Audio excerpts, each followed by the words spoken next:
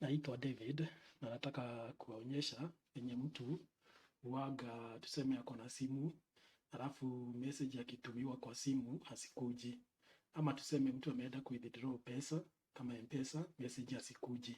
So simu yoyote ya Android ambayo message hasikuji, sasa mtu huaga anakuja tu, unaenda kwa setting, so unakuja setting. So nikienda setting, nakuja hapa kuna apps and notification. So napaswa niguze hapo for apps and notification, then nikuje sasa hapa inilete mahali ambapo napaswa kuona application zote. So naweza sema see all application. So nikisema see all application inanileta sasa nione hizi app zote.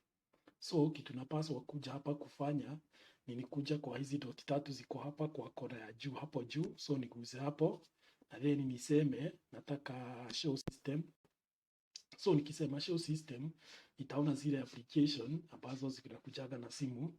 So napaswa niende mpaka mahali sasa nitaona messages. So niende messages hapa. So naenda mpaka kwa M. So kwa M niende messages ndio hii. So ni touch hiyo message, then nikuje sasa hapa. So nikikuja hapa napaswa tu hapa kwa storage and cache.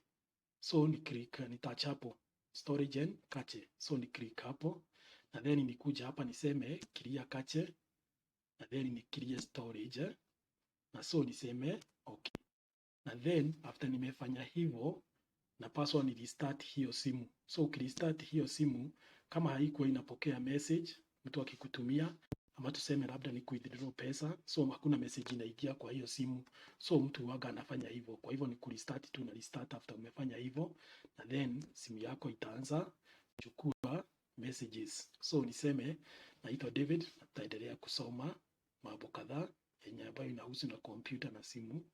Thank you.